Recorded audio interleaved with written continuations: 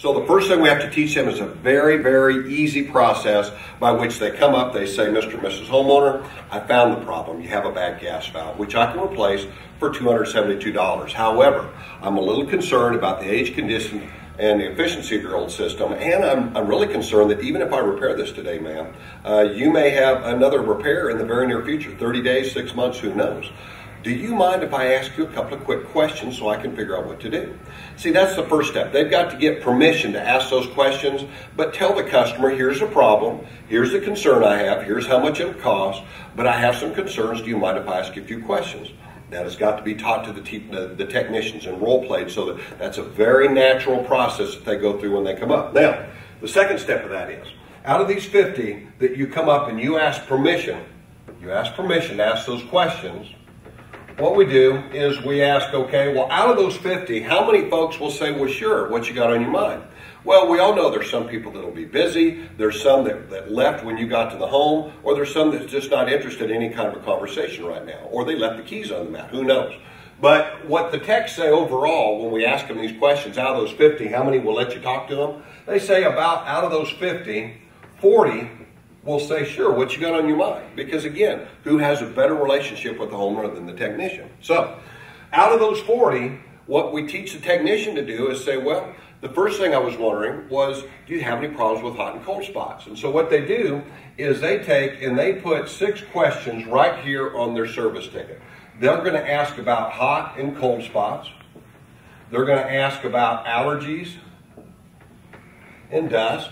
They're going to ask about, does it get muggy or dry? Do you have any problems with noise, indoors or out? Have you had many past repairs, or have your energy bills been very high? Now, if the technician finds there's a problem with this, right on their service ticket, we have them designate that that was a problem. And every time they do this, they always have the customer sign a line on their service ticket that says that they informed the customer they were concerned about future repairs. They designate the customer said they had these types of problems. Now, the third step in this process is based on 2 very powerful words. You said. And the next step is then the technician says, you know, based on what you said, Mr. and Mrs. Homeowner, I'd highly recommend that you might want to start considering replacing this system versus fixing it. Now, since it's very cold outside today, let's go ahead and get your system up and running. We'll get your heat back on because it's 32 degrees outside. But what I'd like to do is to call in and have one of our replacement specialists set up an appointment to come out and give you an estimate on exactly what it would cost to replace this system to solve these very problems. Now, it's no obligation. It does not cost anything. It's a service we provide to our customers. If you decide to replace the system, then we would take this repair cost mentioned just earlier, and we would deduct that straight off of the cost of your new system so you didn't waste that repair cost.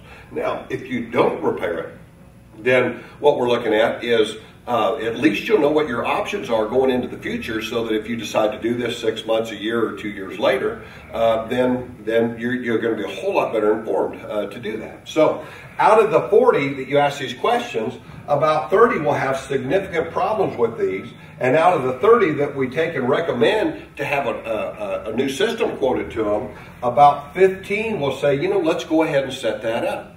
So that's where we encourage that customer, and when we look at that, that's 15 leads per technician every single month.